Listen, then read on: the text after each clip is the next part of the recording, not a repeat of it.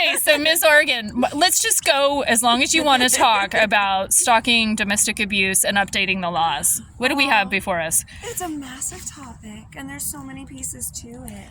It's an iceberg, so all you see is what's above the surface, and yeah, we need to update our laws, but then we also need to figure out how to train folks so they know how to respond when they hear stalking or when they hear domestic violence possibilities, how to investigate it, how to respond to that. But then another piece of it is how do we change culturally so we don't have folks that are behaving in that way?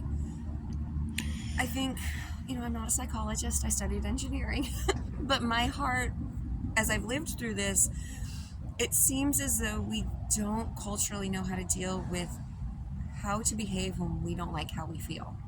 Meaning, I don't like these feelings, it's not going my way. Some people are choosing drugs and alcohol as a way to numb it. Some people are just checking out. They're going into kind of a freeze mode and just becoming almost bedridden because they're overwhelmed. Other people are choosing to replace the icky feeling with control and dominance.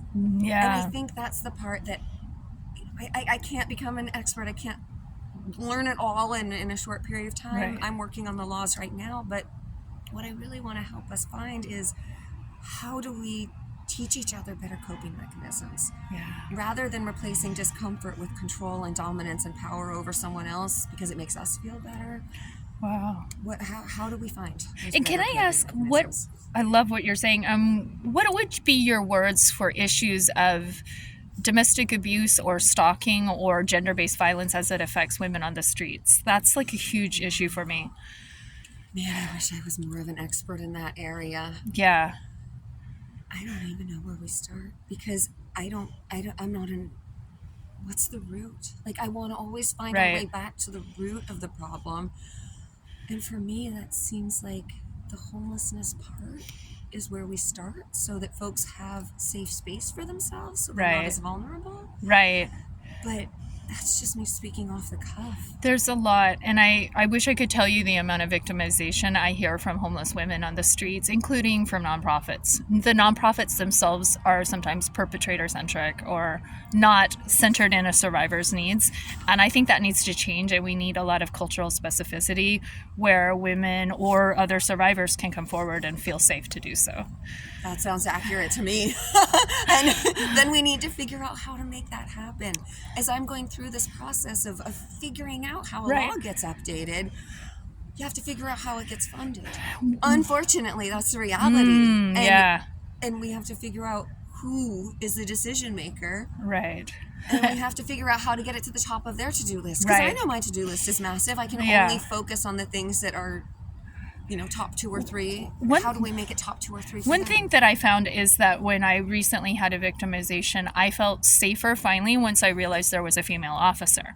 She ended up leaving out of area, and my case got dropped, abandoned, disregarded, and the safety I felt with her, I didn't feel as much of a rapport with very nice male officers, but on those issues, I did not feel easy to talk to, and the way she made me feel safe was really amazing to me.